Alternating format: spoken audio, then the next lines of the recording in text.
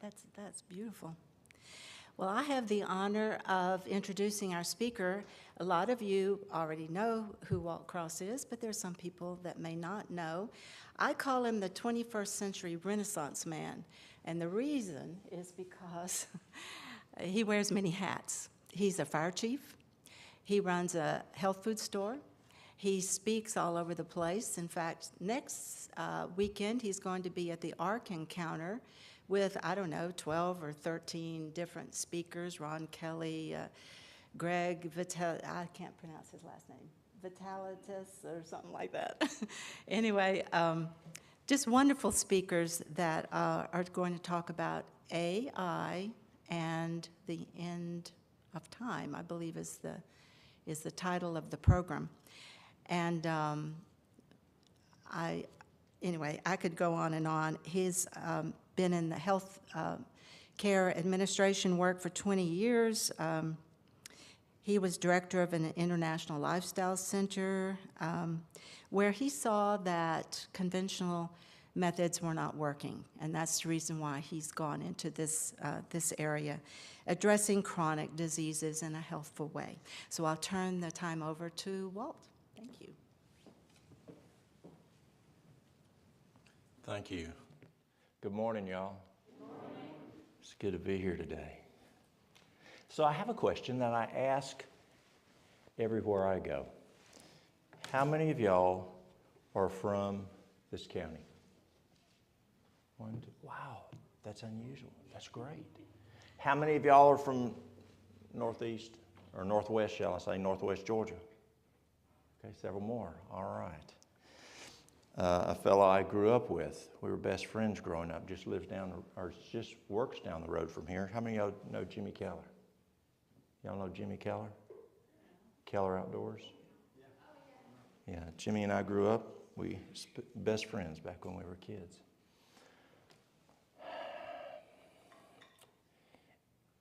Our scripture this morning comes from, very similar to Sabbath school this morning. Let's turn. We're going to look at Ephesians. We're going to Ephesians 6:11. Ephesians 6:11. Put on the whole armor of God, that you may be able to stand against the wiles of the devil. Is the devil tough today? Is it going to get worse? Well, let's look. Let's go back to Daniel.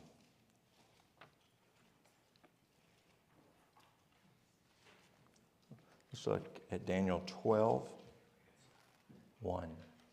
Daniel 12:1. At that time, Michael shall stand up, the great prince who stands watch over the sons of your people.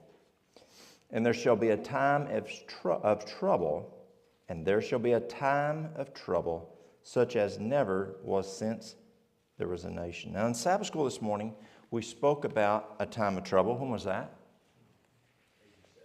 It was, in AD 70. And it was a terrible, awful time, the time of Christ. When are some other times, bad times, in the last 6,000 years of Earth's history? French Revolution, yes. Civil War. Babylonian captivity. Yeah, Noah's time. Yeah, that's pretty bad. I had the opportunity to go and speak in Rwanda, and thank you for the water. And this man knows how to pronounce my last name too. Usually folks pronounce it wrong. Kentuckians speak the same language as I do.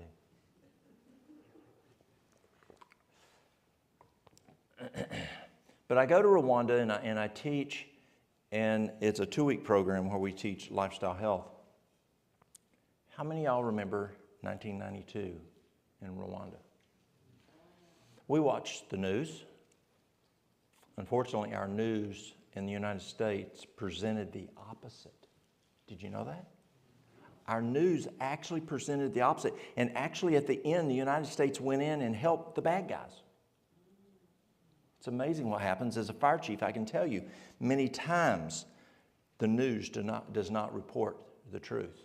I quit putting articles into the newspaper, mostly the newspaper, because they would rewrite my articles and it was wrong. I'm the fire chief. I was there. I wrote the fire report that went to Washington, D.C., but the newspaper changed it based on what they thought would make a better story. Isn't it terrible? Well, in Rwanda, the Hutus decided they didn't want to deal with the Tutsis. In Africa, they warred for who knows how many years. And it was time to kill the Tutsis.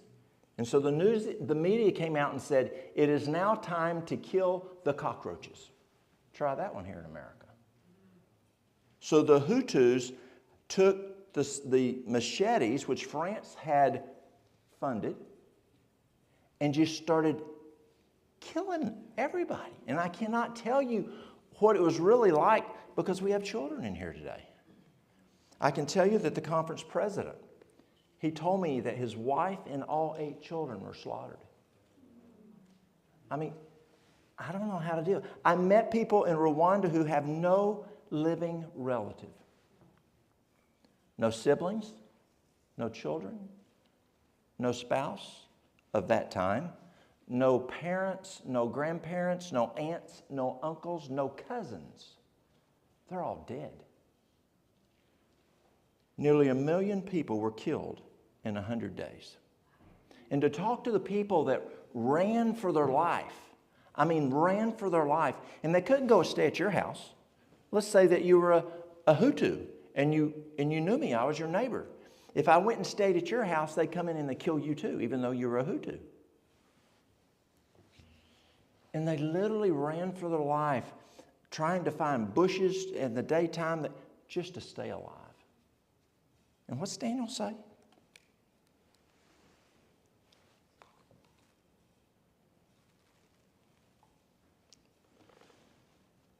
And there shall be a time of trouble, such as never was since there was a nation.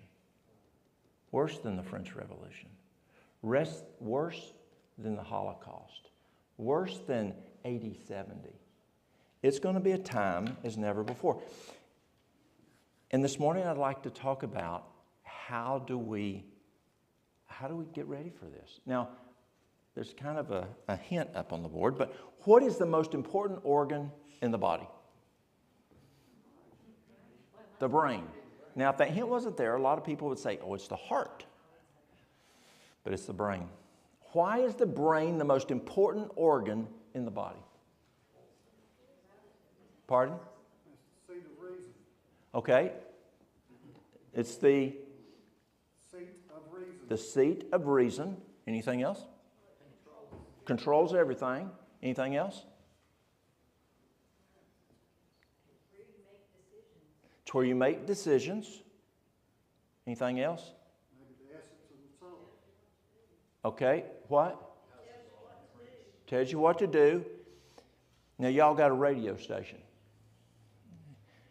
I've wanted to do radio for 18 years, and finally this coming week we'll turn on our radio station. To communicate. Is the brain part of our communication system? And what is the most important communication system that it communicates with? God.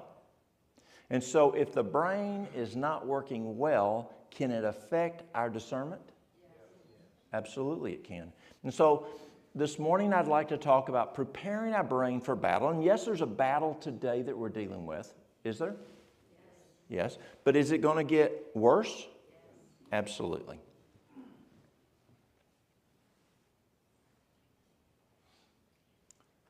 So I'd like to look at preparation. Now, as a fire chief, I believe in being prepared. That's very important. And what kind of things do we prepare for as a fire department? Fires, yes. We do fires, we do car fires, house fires, wildland fires. We do wrecks, we do search and rescue. We do medical calls, we do hazmat. We wear a lot of different hats. So I'd like to talk about preparing. In just a couple of weeks, Wednesday, October the 2nd, I'll be back in the school system, and I will go and I will do this back where I do each of the classes, and I teach the classes in our local mountain elementary school about fire prevention. And is it effective?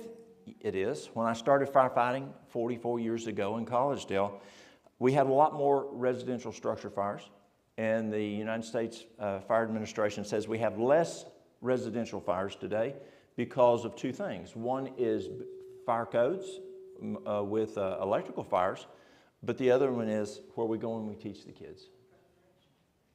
And so I go in and teach the kids two ways. I go in and I teach them about fire prevention, but also I go and teach lifestyle prevention also. I teach them to stop, drop, and roll. We go in there and so they're not scared of us when we come crawling in their houses, and we usually wear air packs to show them. We go out there and squirt water with them and have a lot of fun. Prevention. But what about this? What if we roll in on this call and we get out of the fire truck and we go, grab Jaws, okay? Who's got the handbook? Anybody got the handbook? How do we use this thing? Is that the time to prepare? No, we got someone inside that's dying, possibly, and we need to rip that car apart and get in there and get them out. So we need to be prepared on how to deal with this situation. It could catch on fire, so we pull a line, and we're prepared if it catches on fire with somebody in it. We get Jaws out, and we rip the car out open so that we can get into them. And also we're prepared from a medical standpoint. If they're bleeding or have some major injury or C-spine control, whatever it is, we're prepared for that also. Being prepared is very important. This is a little story. A little girl from over in Asheville, North Carolina. She just got her driver's license. And this is the 4th of July. And she wanted to drive. They were driving over to Newport area and came across the state line in Tennessee at exit 451. And, Daddy, can I drive? No, it's too dangerous on the interstate. So he drove over to Waterville exit. They get off, and they were going down by the river there. That is the most rafted river in the United States. That's the Pigeon River. And Daddy, can I drive? She gets out of the car. They get out of the car. They swap. Mom goes to the back seat. He goes where Mom's sitting. She gets in and starts driving. Do y'all remember at 16 years old when we started driving? Oh, we just knew everything. We knew everything. We just got a driver's license. And so she starts driving down this very narrow road that just the other day I was cutting a tree out of, and her front right tire slipped off a little bit. And so, well, she didn't want to go in that ditch, so she just stomped over it to get out of the ditch and jerked it to the left and into the river. Is that the time to start doing swiftwater rescue? No. Unfortunately, we hadn't done swiftwater rescue yet. And so we had to depend on the raft guides to get her out. Now we have a very, very aggressive, one of the best swiftwater rescue teams in the state of Tennessee. And we learned from that event. We were not prepared. We weren't ready for that. Fortunately, the father was prepared. And he had trained his kids, if we ever have a wreck and we go into the water, immediately roll your window down. That saved their life. We have a structure fire. Is that the time to try to figure out how to use a fire hose? No. You better be prepared. This morning in Sabbath school, we talked about being prepared. You have to do what? Watch. Do we have to watch? As the story, I'd never heard that story before, where the guys slept under their boats and every day got their stuff ready, and they went and they were ready. Every day they were ready. They were ready. Should we be ready every day? We should. We should be prepared. How to prepare the brain for battle. And I'd like to share this morning some science. I like science. As she mentioned, I worked in healthcare for 20 years, and healthcare is very important. It's very important. If I'm driving home tomorrow and I have a wreck and I have a compound fracture, a charcoal poultice just isn't going to fix it. But I have found there's some things that we can do more effectively through Lifestyle Health, and we'll talk more about that later today. Preparing the brain for battle. Is there some science that we can use to help us understand what we need to do? And I believe there is. And I'm mostly going to be speaking from Harvard University and Mayo Clinic and Psychology Today. Who's ever read the medical journal Psychology Today? Okay. Fuel. Is the fuel important that we put in our bodies? Yes? Are they careful of what fuel they put in that car? Well, let's see what Mercedes says. This is the manual for that car. Note, damage caused by the wrong fuel. Even small amounts of the wrong fuel could result in damage to the fuel system, the engine, and the emission control system. Never refuel using diesel, more than 10% ethanol, more than 3% methanol, additives containing methanol. Is that not constrictive? I just want to put whatever fuel I want in my car. If you accidentally refuel with the wrong fuel, do not switch the engine on. Don't even crank it. I remember I was in college still, and one morning it was, I don't know, maybe 1, 2, 3 o'clock in the morning. We had a house fire. We were plumb wore out. Came back. That's before I started driving. I was still riding tailboard. Remember when firemen rode tailboards? We were riding tailboard. And we come into Station 1. We had driven in around and come in. We had 2 gas pumps, or 2 fuel pumps. One was gas and one was diesel. And I don't remember what truck that was. But the driver got out, tired as could be, put the wrong fuel in it. Fortunately, he had turned the engine off. Fortunately, he realized what he did, and he didn't crank the engine back on. And Jimmy, our mechanic, had to come over that morning and take the fuel out, and so it wouldn't destroy that engine. But it says, if you accidentally refuel with the wrong fuel, do not switch the engine on. Why? Even small amounts of the wrong fuel could result in damage to the fuel system and the engine. The repair costs could be high. What's it say? Are high. And so if we put the wrong fuel in our bodies, can it mess up our bodies? Can it mess up our brain? Are the repair costs high? They are. I was talking to a guy yesterday, and he has some health issues. It's not serious. I mean, it was just an easy little thing. And he has a lot of congestion. And I said, you use dairy? Yes, I like dairy. I said, I understand. I grew up on a dairy farm. When I quit dairy, I was drinking about a half gallon to a gallon of milk a day. I enjoyed dairy. He says, yep, I drink he said he was doing about a half gallon a day. That's what he does, of milk. I said, there's a high probability if you'll stop that dairy that it could help with the problem you have. I'm not getting rid of dairy. He said, give me something to take care of it, but I'm going to keep doing my dairy.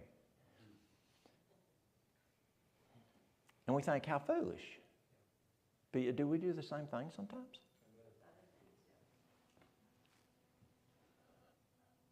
You know, dairy is a tough one for me. How many of y'all watch Forks Over Knives? I took nutrition courses from Dr. Campbell and from Cornell. And Campbell told us, when he told us that dairy was the most significant chemical carcinogen ever discovered in class, it blew my mind away. I mean, I grew up on a dairy farm up in Sequatchie County, just north of Chattanooga. And he told us that based on Cornell's research and based on Cambridge's research, that dairy increases a child's risk of type 1 diabetes by 1,100%. Amazing. And then we learned of how at Cornell they would turn on breast cancer, turn off breast cancer, turn on breast cancer, turn off breast cancer by just putting dairy. Amazing. Even small amounts of the wrong fuel could result in damage to the fuel system and the engine. Repair costs are high. The brain is the organ and instrument of the mind and controls the whole body. In order for the other parts of the system to be healthy, the brain must be healthy.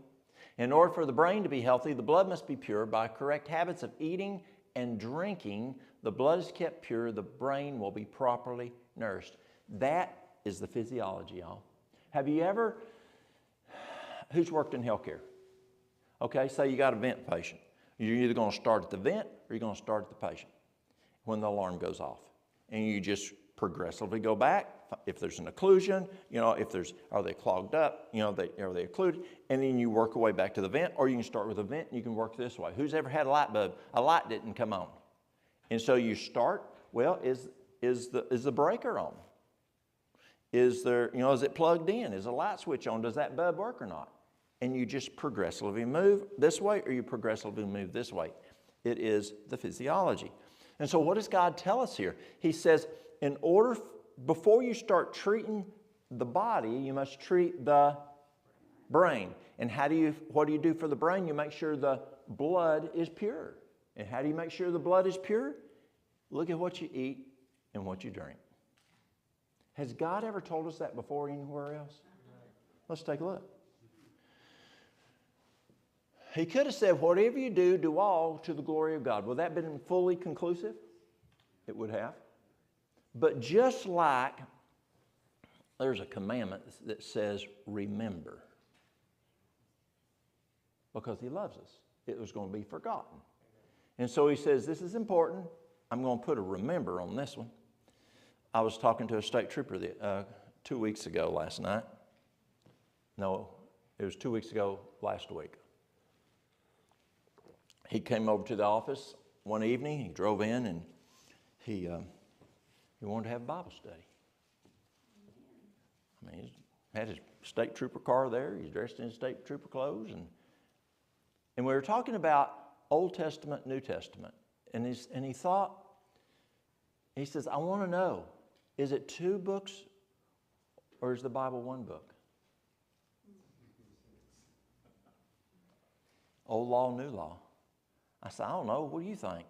I said, if somebody kills somebody, you still going to put them in jail? Yeah, well, that's old law. If somebody steals something, you going to put them in jail? Yeah, that's old law. If they lie in court, are they going to get in trouble? Yeah, that's old law. They're 1 book. True? It is true. Well, here it says, similar, like he did there in the old, but here he has, whether therefore you eat or drink, or whatever you do, do all to the glory of God. So he loves us, and he said, be careful what you eat and what you drink.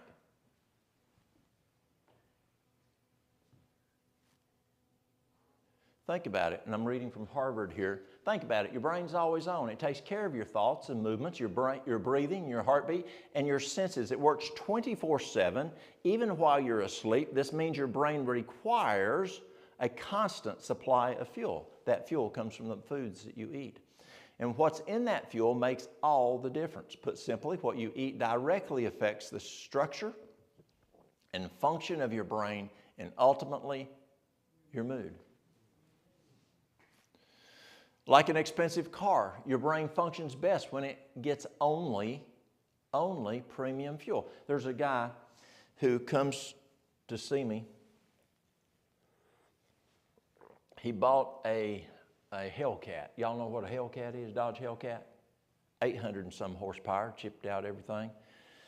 The guy's 70-some years old. The car's not fast enough for him. First gas tank, it said he's only getting 2-point-something miles to the gallon. At 300 miles, he decided he just can't deal with this. It's too slow. So he sends it to Randleman, North Carolina. Actually, Level Cross, North Carolina. Can anybody tell me who lives in Level Cross? Yes, sir. Mr. Petty. Send it to Mr. Petty. Mr. Petty rebuilds this 300-mile-old engine, and he now has 2 fuel pumps on it. Each fuel line is 3/4 of an inch in diameter. Mr. Petty said, you're going to get not miles per gallon, but miles per tank.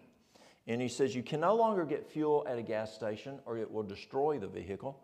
the engine, you have to get fuel at the airport, 115 octane.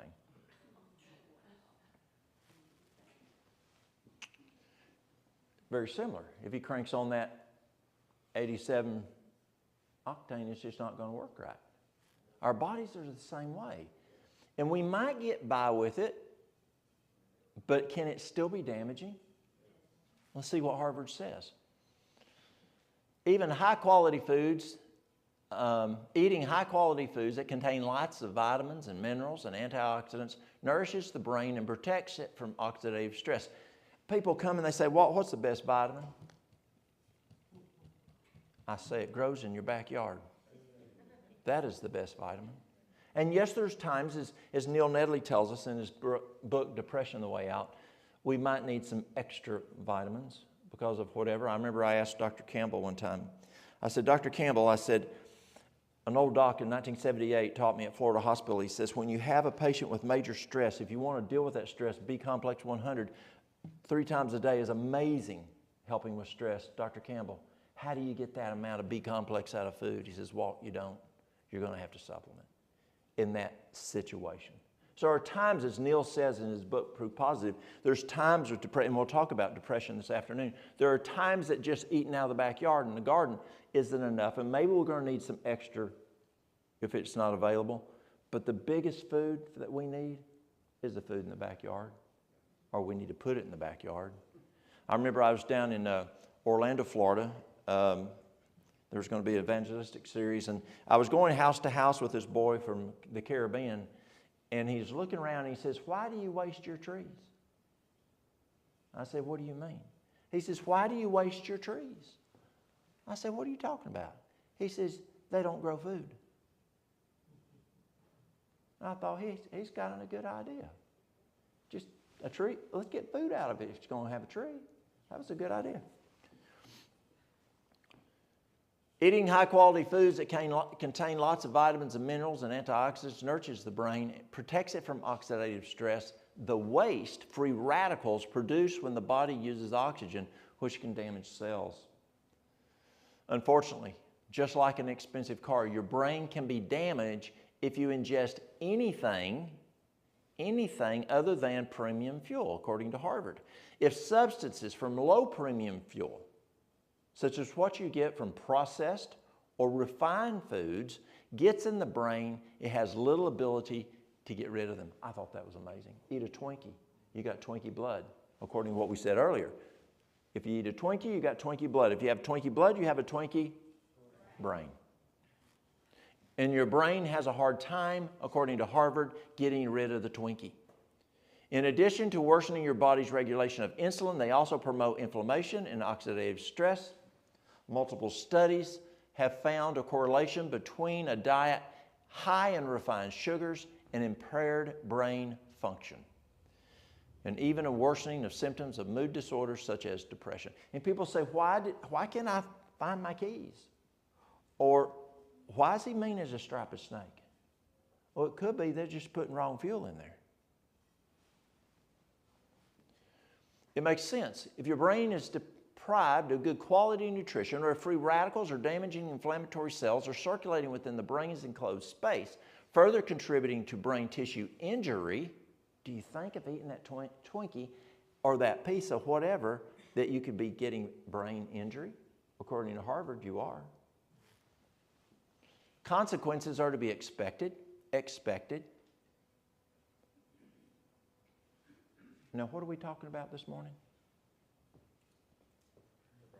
Pardon? Preparing the brain for battle. What battle?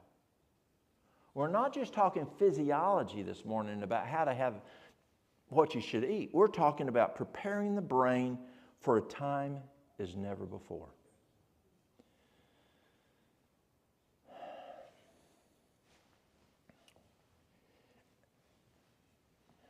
See, when Eve went up to that tree, she had hankerings.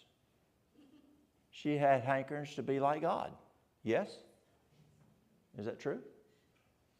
Whether she wanted to eat that fruit or not, she had a desire for what that fruit could give her, possibly. Did Adam have that same hankering? No, he did not. Adam committed suicide. They had the best love affair ever between man and woman. And he knew that she was going to die. And he couldn't live without her, we're told.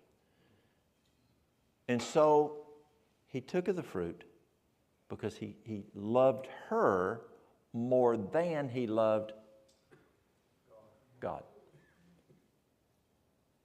Have we seen that happen anywhere else in the Bible where we saw a tearing between families? How about Sodom? Lot's wife died because Lot tarried. What were they tarrying? They had kids there. Did they not?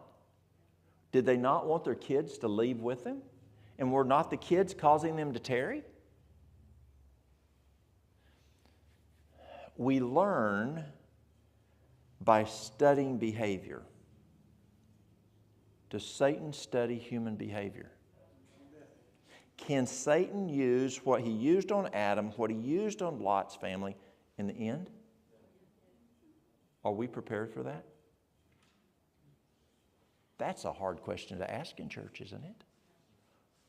I'm not saying we need to leave our spouses.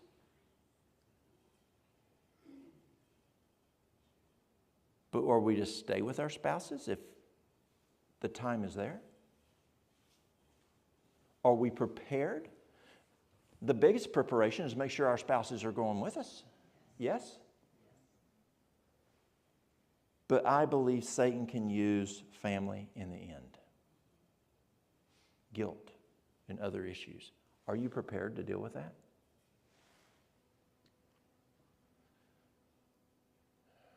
What's interesting is that for many years the medical field did not fully acknowledge the connection between mood and food.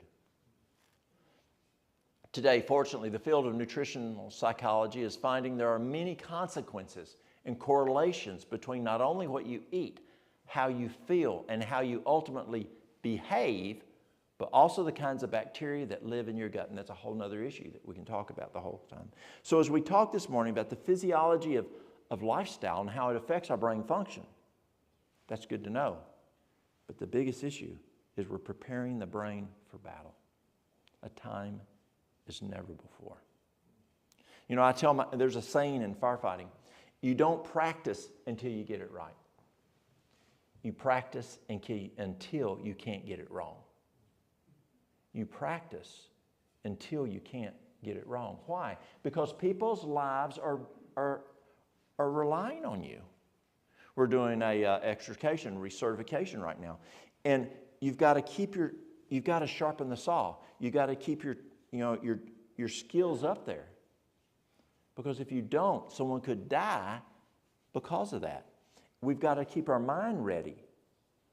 As you said this morning, we got to prepare. We don't know when he's coming back. Are we ready? We have to continually be ready. Who's ever ridden a steam train? What if you put toilet paper in there? Did you know there's difference in even coal? I was flying out to, who's ever heard of Black Hills Lifestyle Center? I was flying out to speak at Black Hills several months ago. I was sitting with a fella who's a supervisor. I didn't know, but they do strip mining of coal out there in Dakotas. And he said, our coal is not as hot as Kentucky coal. And when they choose the coal for steam trains, they want Kentucky coal. They don't want Dakota coal because they want higher BTUs. And the food that we put in our body is very important. What is the quality? Avocados are the number one brain food. Anybody here from the Caribbean? Where? Y'all eat avocados in Jamaica? Yeah. When I go to Africa, they don't miss a meal without an avocado. They eat avocados every meal. Avocados are the number one brain food. Beets are very good. Blueberries, broccoli, celery, green leafy vegetables. Twinkies aren't on there yet, y'all. Rosemary, turmeric, potatoes, asparagus,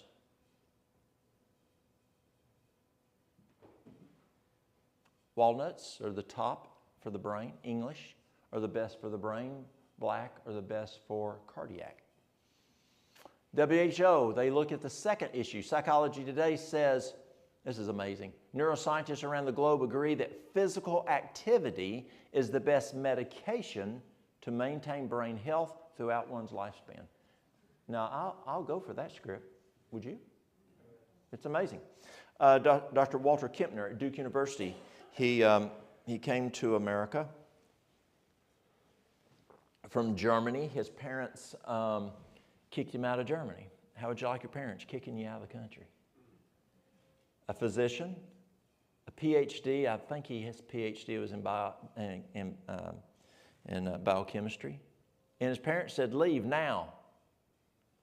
He obeyed his parents. There's something going on in Germany that he thought would just blow over, but it didn't. He was Jewish, and he obeyed his parents, and he lived. But Kempner at Duke University, he went to Duke in the early 30s, and he started studying, and this guy was very, very smart. And he started looking, he liked physiology, and that's the key. Physiology is the key. And he looked at little humans, he looked at big humans, and little humans, they had recess in the morning and recess after dinner and recess after afternoon, and they went home and they played and they had chores. And then big humans weren't doing that. So he started having his big humans with cardiac issues, diabetes issues, all kinds of health issues. Start exercising 4 times a day, just like the little guys. They significantly improved by exercising 4 times a day. It's interesting, Loma Melinda found that just a 20-minute power walk lowers blood sugar more than 1 shot of insulin. Do that 4 times a day. I'd much rather do that than 4 shots of insulin. Neuroscientists around the globe agree that what medication? Physical activity. In the early 2000 probably 8, 9, WHO recommended to every physician in the world to prescribe this medication to every patient. And if so, it would save 4 million people. I believe it would have saved more. And that medication that WHO was asking every physician in the world to prescribe, exercise. Exercise improves structure, function, connectivity of your brain. There are many reasons that exercise is good for your brain. These include increases blood flow, which increases cerebral vascular health. Improves. The release of neurotropic factors like BDNF, which stimulates the growth of new neurons, and the benefits of glucose and lipid metabolism, which brings nourishment to the brain. We're told in Inspiration that perfect health is perfect circulation. That's right. And here's Harvard saying, well, this one is Psychology Today, saying the exact same thing. People who regularly perform aerobic exercise, such as running, jogging, brisk walking, swimming, cycling, I like rebounding. All aerobic is very important to increase that vascular flow. These people who do these types of aerobic exercise have better scores on neuropsychological function and performance tests that measure certain cognitive functions such as attentional control, inhibitory control, cognitive flexibility, working memory, declarative memory, spatial memory, and information processing speed. What are we talking about today? Just having a tuned up brain?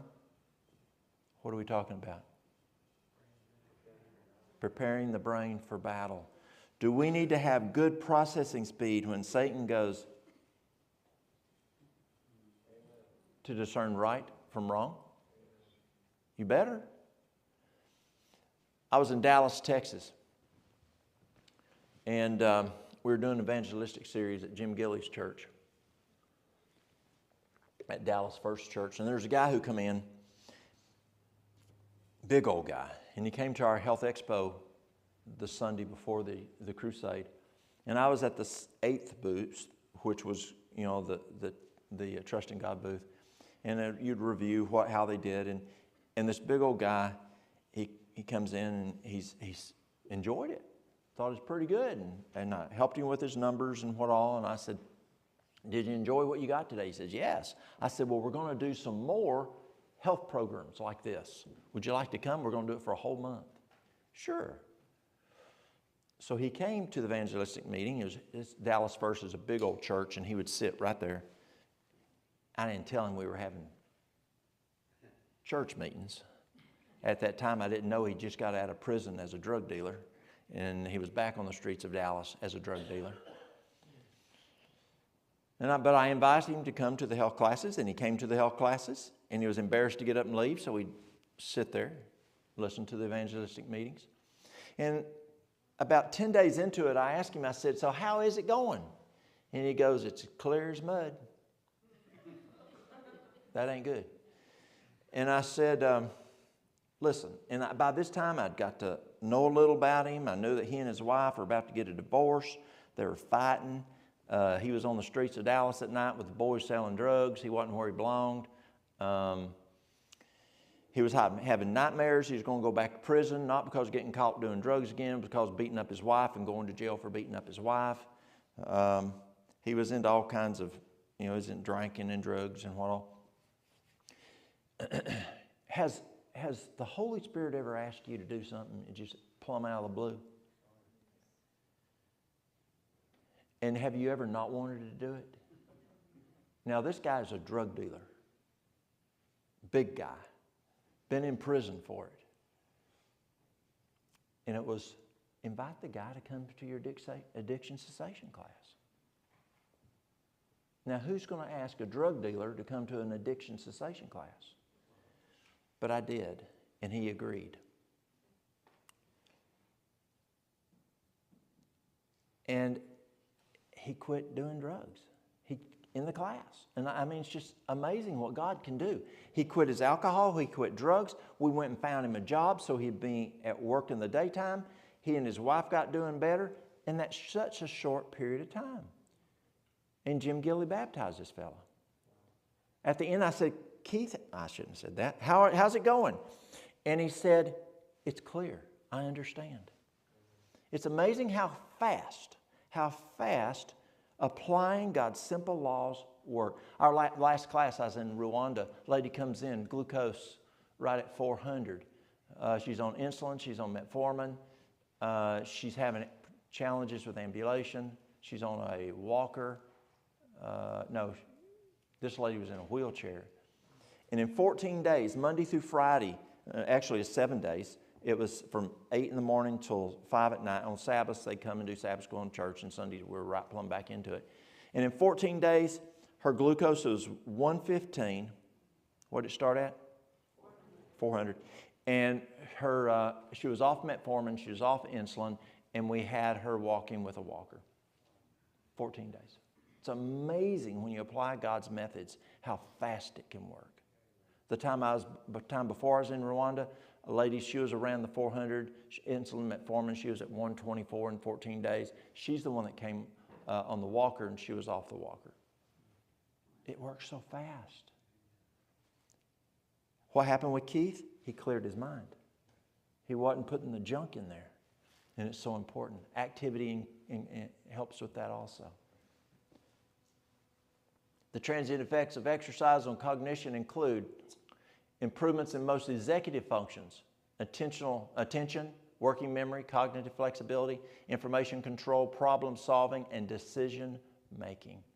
Again, very important as we're preparing the brain for battle.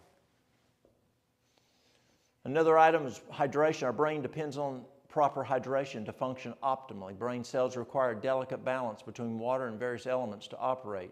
And when you lose too much water, that balance is disrupted. Your brain cells lose efficiency. Years of research have found that when we're parched, we have more difficulty keeping our attention focused.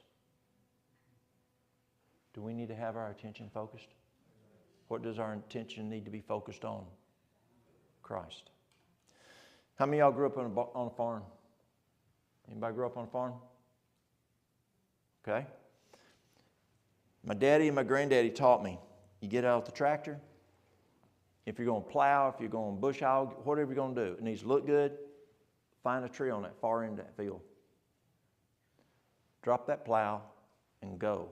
And do not look, well, how's that going? Well, did you see it? No, you're going to be like this all over the field.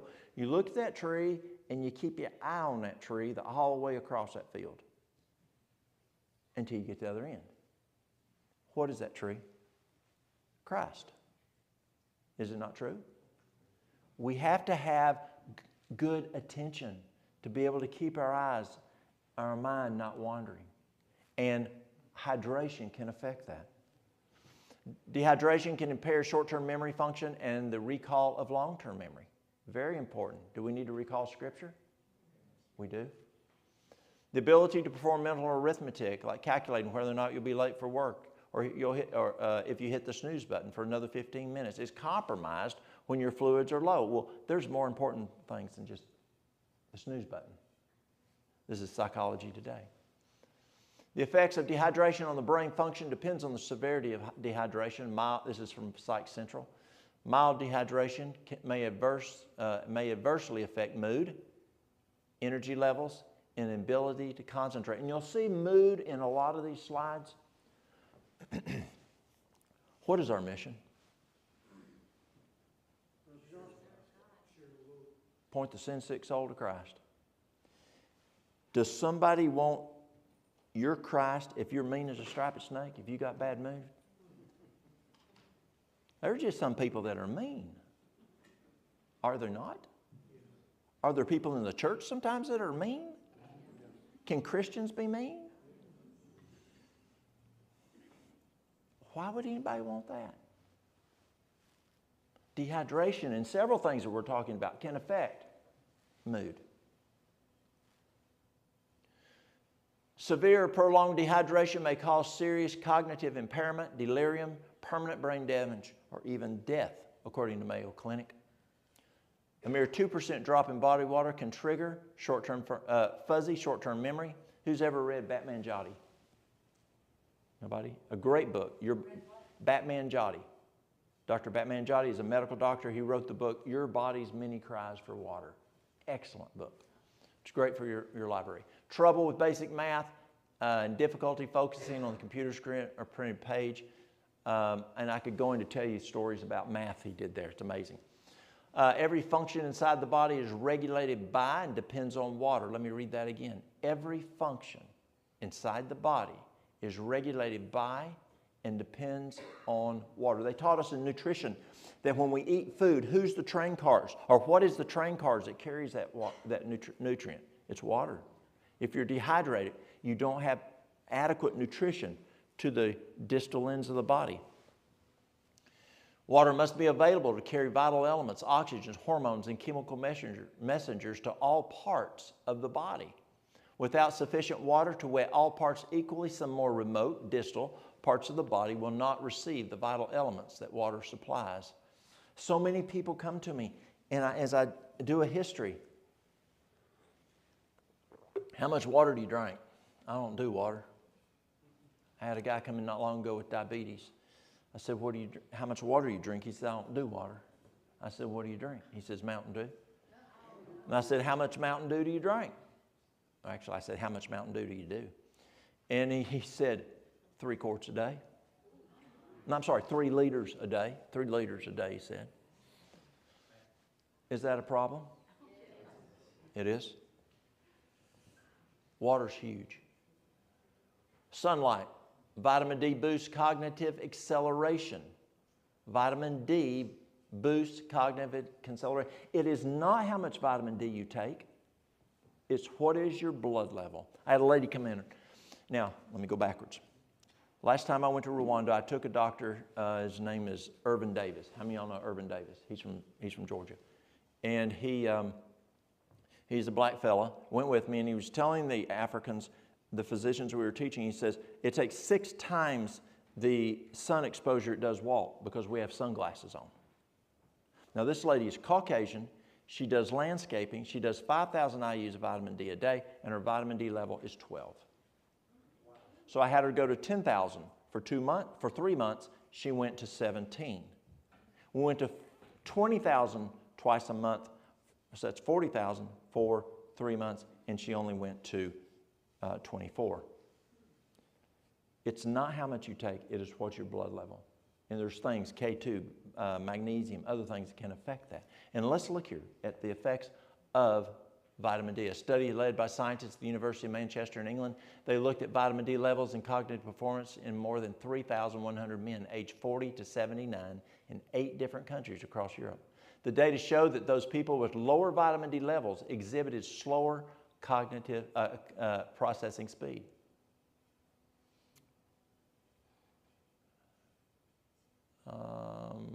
Here's the one.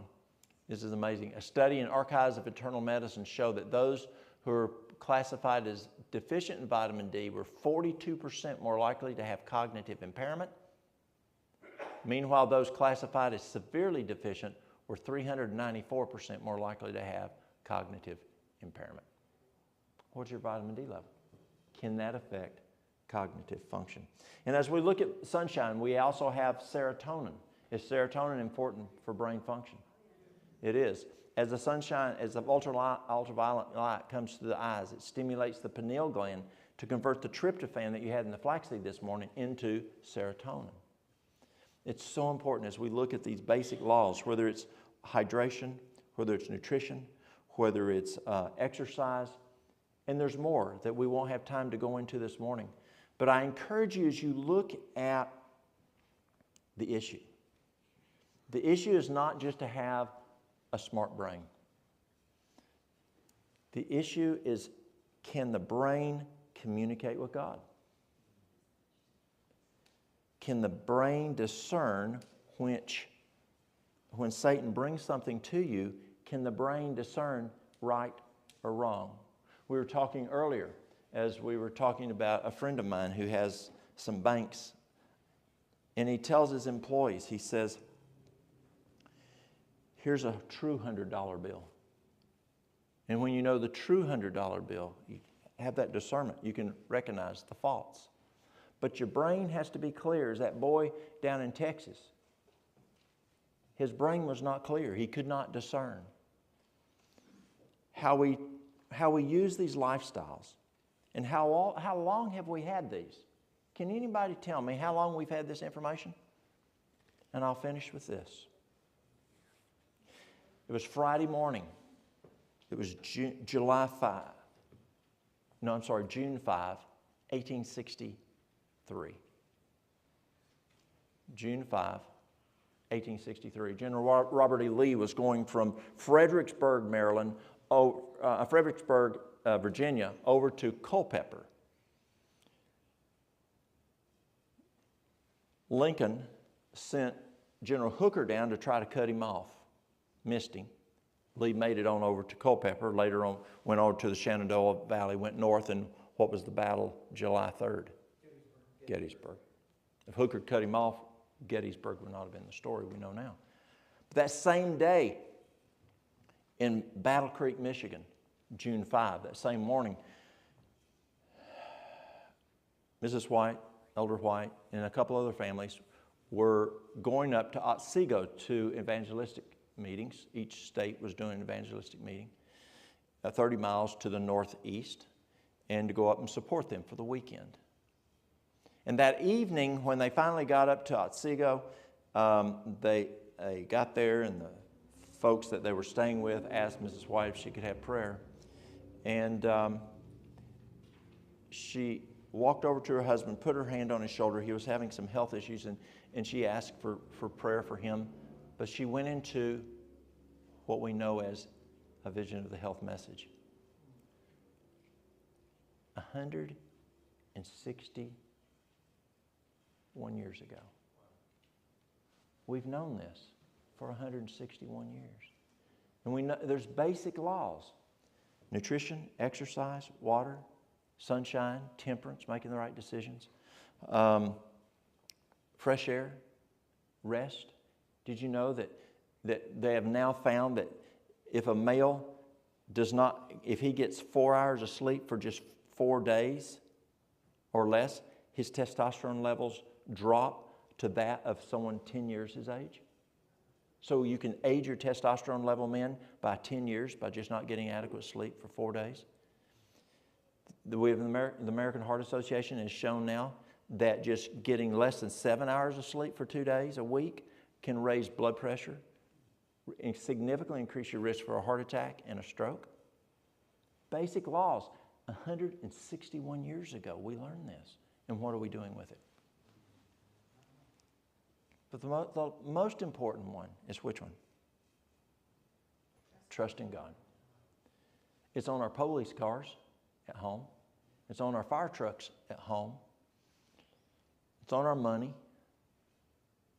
But the big question is on our hearts. And that's what we have to determine today.